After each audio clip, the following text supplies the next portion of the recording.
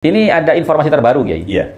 Kiai Mukhlis, Iya. Kiai Mukhlis Jember, itu kan punya manuskrip, Kiai. Iya, itu memang Ya kan? Iya. Nah, ternyata di manuskripnya Kiai Mukhlis itu tertulis 1200, Kiai. Iya.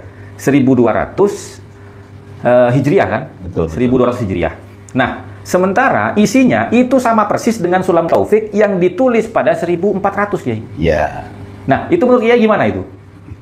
Apa Kiai tahu itu? Ya, kemarin saya ketemu dengan Kiai Mukhlis ya. Dan Di- dia menuju di Magetan. Oh, waktu muktamar. Iya. Iya, iya. Dia menunjukkan pada saya itu. Iya, iya, iya, manuskrip tua kitab Sulam Taufik itu Taufik, ya, ya. yang akhirnya mungkin ditulis ulang oleh Pak Alawi ya. Iya, di iya, kalangan iya. Pak Alawi itu. Memang beliau ini bukan hanya saja mengatakan bahwa Sulam Taufik itu asalnya dari Wali tulisan Songo. para Wali Songo, Iya. tapi beliau ini membuktikan dengan membawa data Manuskrip. kitab Sulam Taufik yang ada pada zaman Wali Songo. Wah, ini luar Nah, kalau biasa. saya sebenarnya. jelas lebih percaya manuskrip Wali Songo Iya. karena dia lebih dulu ada. Betul, Nah, betul. kalau yang mencatat ini kan abad keberapa itu Iya, namanya iya. itu kan sudah jelas. Betul, Kalau betul. ada yang lebih tua berarti ini kan menyadur. Betul, Artinya, betul, betul. Seperti itu. Jadi bukan karya Pak Alawi. Tapi saya tidak tahu kenapa ini kalangan Pak Alawi sering melakukan hal seperti itu Iya, ya. iya, Saya tidak iya, tahu. iya. Apa maksud tujuannya maksudnya? Ya, ya, ya, ya. Saya khawatirnya itu mungkin tulisan kitab yang dikatakan bernama Sulam Taufik yang ditulis oleh keluarga Wali Songo di tahun 1200 Hijriah itu, Kiai. Iya. Itu mungkin disyarahi oleh Pak Alawi, kemudian dikasih nama Sulam Taufik. Iya. Khawatirnya saya ke sana, Iya. gitu loh. Itu bisa jadi kan? Iya. Karena itu bisa kita duga Kalau seperti itu. iya, kalau memang isinya itu ada keserupaan gitu Iya. loh. Betul, Gitu. betul. Nah, gitu teman-teman ya. Jadi ini yang lebih menghebohkan teman-teman ya. Selain nasab Wali Songo bisa dibuktikan dengan manuskrip, bahkan kitab-kitab karya Wali Songo yang katanya Wali Songo itu fiktif, gitu. Kan pernah ada nih orang mengatakan nasab Wali Songo itu fiktif. Kenapa? Karena Wali Songo tidak punya karangan kitab.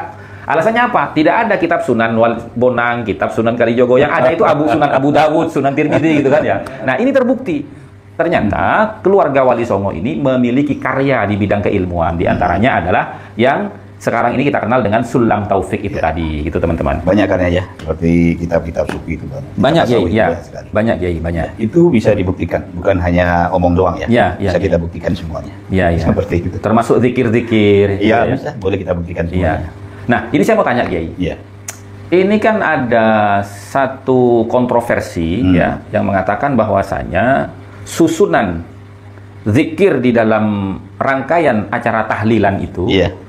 itu katanya menjiplak daripada Habib Abdullah bin Al-Haddad. Iya. Tapi satu sisi mengatakan tidak, ini adalah karya Wali Songo dari keluarga Derajat gitu. Iya. Nah, ini yang benar yang mana, Kiai? Secara manuskrip, Kiai ya.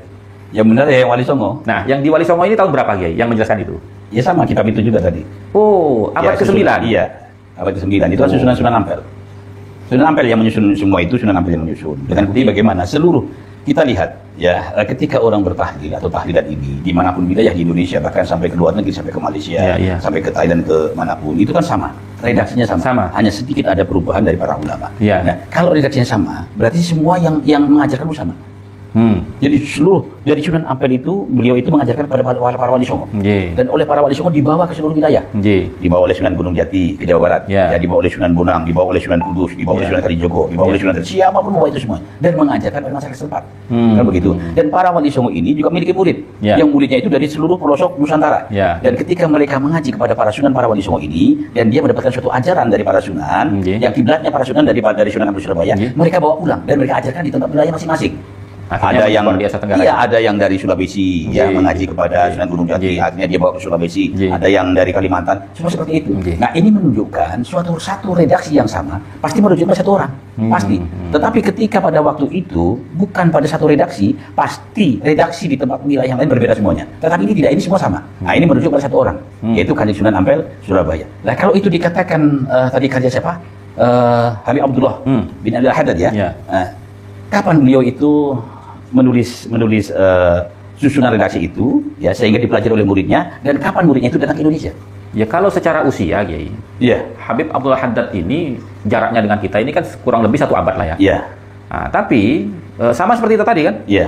Artinya nasab Wali Songo ini sudah ditulis di abad 9. Sudah. Sama seperti tadi kitab Sulam Taufik. Iya. Kitab Sulam Taufik itu ternyata ditulis di abad 1200-an. Betul. Hijriah berarti abad ke-12. Iya. Nah, kemudian Sulam Taufik yang ada sekarang ini yang ditulis oleh pengarangnya itu kan 1400, berarti satu Iya. abad sebelumnya. Iya. Nah, berarti tahlilan yang diklaim oleh Ba'alawi ini adalah tahlilan Wali Songo yang kemudian dilestarikan oleh Habib Abdullah bin Alwi Al-Haddad. Saya rasa begitu ya, karena lebih dulu. Iya. Lebih dulu Sunan Ampel kan? Iya. Jauh masanya ini. Berabad-abad itu masanya itu. Kita kan bisa melihat ya. Oke. Habib Abdullah bin Alwi Al-Haddad ini dia hidup di abad berapa? Di abad ke-13 Hijriah. Ya, selisih dengan Wali Songo? Ya kalau dengan Wali Songo selisihnya 13 ke sekitar 3-4 abad ya. 3-4 abad ya? Ya 300 tahun lah, 300-400 tahun ya. kan? Di Nusantara itu orang sudah bertahlil. Betul.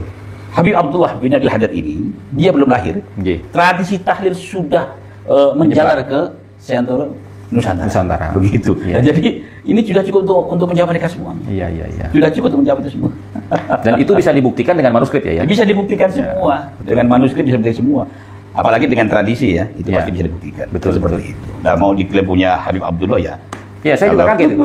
Bahwasanya dari kecil saya itu mendapat informasi bahwasanya acara tahlilan ini adalah adat istiadat yang dilestarikan sejak zaman Wali Songo. Lah kok sekarang setelah ada polemik asap ini ada yang mengatakan tahlilan pun itu karyanya Ba'alawi. Lah ini gimana? Makanya ini semua dari sisi keilmuan itu diklaim oleh mereka semua. Ya apa maksud tujuan mereka semua kan kita tidak tahu. Ya. Nah, ini untuk terakhir Kiai karena ya juga bergantung dengan durasi Kiai ya. Iya, betul. Kembali ke awal tadi Kiai. Iya.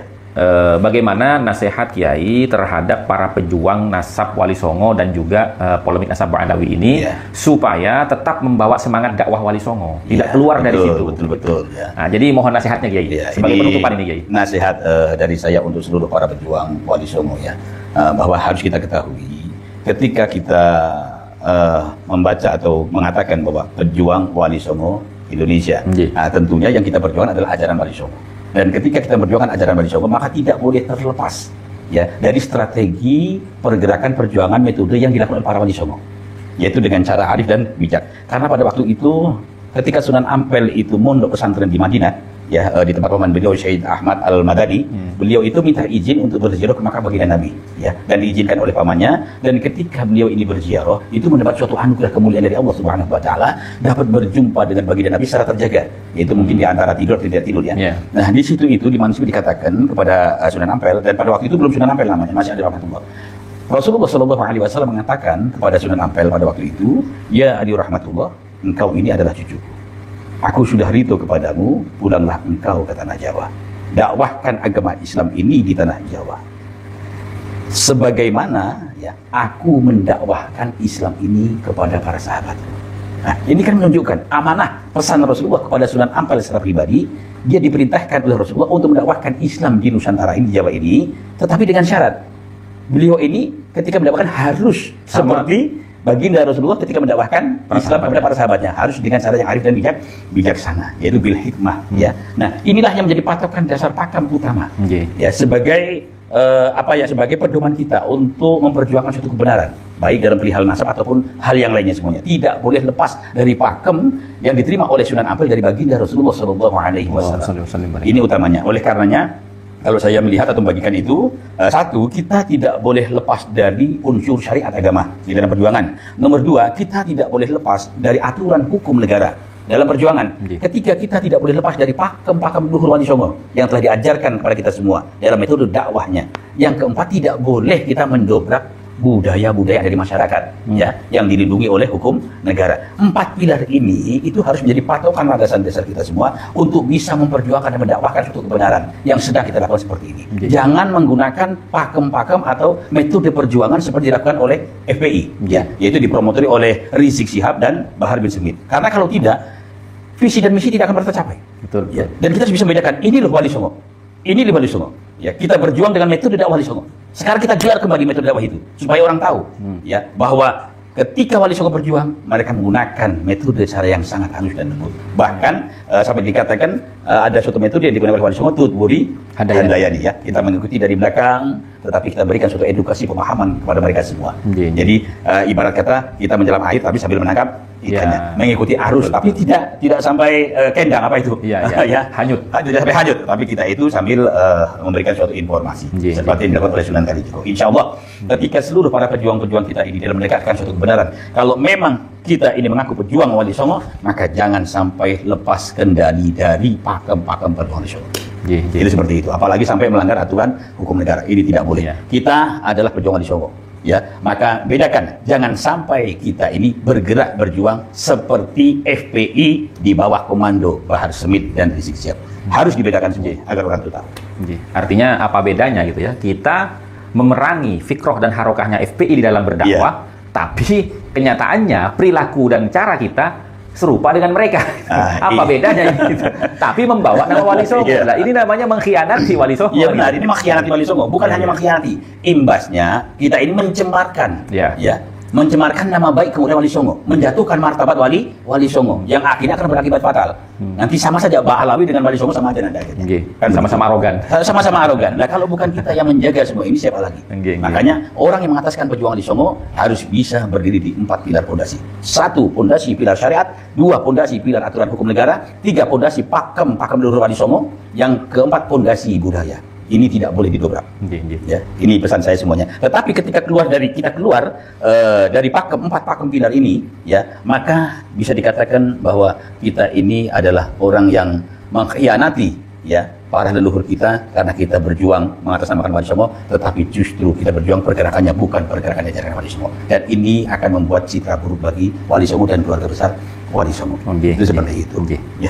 Bahkan sampai kemarin saya mengatakan, ya, kalau ada para pejuang-pejuang yang mengatasnamakan Wali Songo, tetapi mereka keluar dari 4 pilar ini, ya, maka saya dan keluarga besar akan mencabut nama Wali Songo.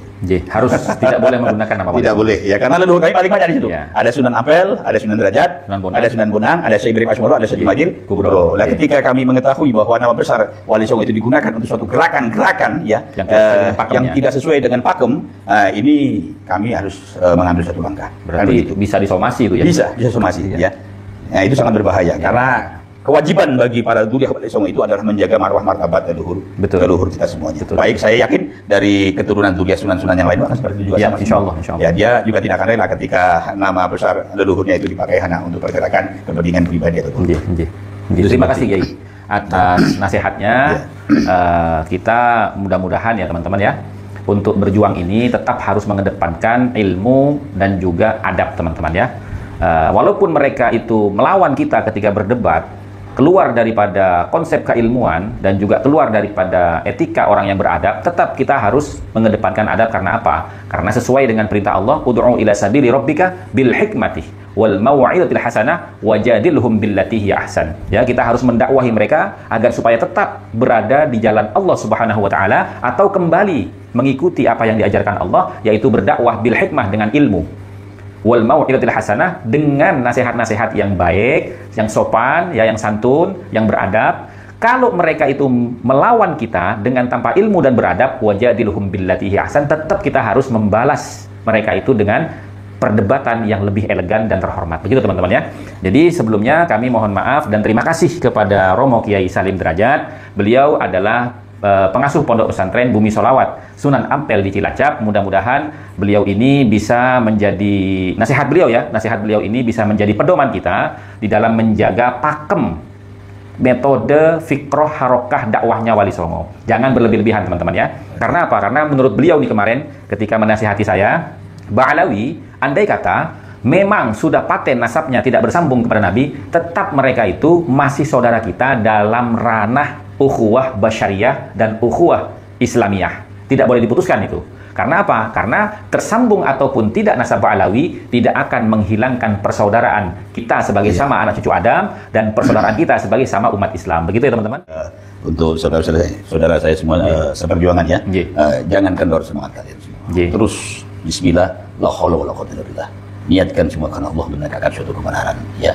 Tetap semangat. Dan satu saran saya, nasihat saya, sering-seringlah pada saudara saya yang berjuang ini sekarang ini sowan silaturahmi ke kasepuan-kasepuan para Dzurriyyah Wali Songo untuk meminta nasihat, masukan, arahan di dalam perjuangan ini supaya berhasil, tidak sampai melanggar batasan-batasan yang telah ditetapkan oleh para leluhur kita. Ini kuncinya.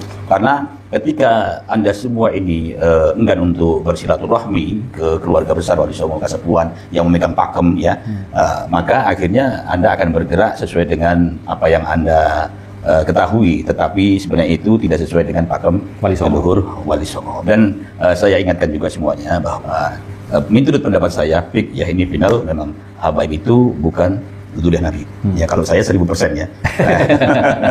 Habaib ini bukan durian Nabi, tapi bukan berarti ya kita ini terus bermusuhan tidak, tetapi bedakan antara tesis kajian ilmiah perihal nasab dengan ukhuwah Islamiyah. Jadi tetap ukhuwah Islamiyah harus tetap terjalin dengan baik, terjalin dengan rapi. Adapun para oknum-oknum dari kalangan para habaib alwi kan tidak semuanya, ya. Maka ketika kita melihat para oknum-oknum ini yang memalsukan makom, membelokkan sejarah, mengklaim, ya, dan yang lain sebagainya, maka untuk mengatasi permasalahan itu kita kumpulkan data yang begitu kuat, kita masukkan ke ranah hukum. Itu seperti itu. Agar tidak terjadi fitnah yang selalu berkepanjangan. Karena tidak semua seperti itu, habaib juga ada yang baik, juga ada yang buruk. Sama dengan pribumi. Pribumi juga ada yang baik, juga ada yang buruk. Jadi kita ini harus profesional. Ya, bisa meletakkan suatu perkara pada tempatnya masing-masing. Kalau tidak kita dolim. Ya. Jadi begitu kita ini nasabnya terputus, langsung semua jadi musuh. Tidak boleh seperti itu. Ini kita dolim. Dolim itu menempatkan sesuatu tidak pada tempatnya. Jadi kita tidak boleh seperti itu. Maka ketika kita berjuang atas nama Allah, berjuang atas nama Rasulullah, berjuang atas nama kebenaran, maka kita harus berdiri tegak di atas pondasi Allah dan Rasulnya. Jangan sampai kita ini meletakkan sesuatu tidak pada tempatnya, yang akhirnya kita ini bukan menjadi seorang pejuang, tetapi kita masuk dalam golongan orang-orang yang zalim. Ya, teman-teman, demikian ya teman-teman ya. Terima kasih atas support dan dukungannya kepada channel Gus Hasan Asy'arif Official. Wallahul muwaffiq ila aqwamit thoriq wa lakum minkum. Wassalamualaikum warahmatullahi wabarakatuh. Waalaikumsalam warahmatullahi wabarakatuh.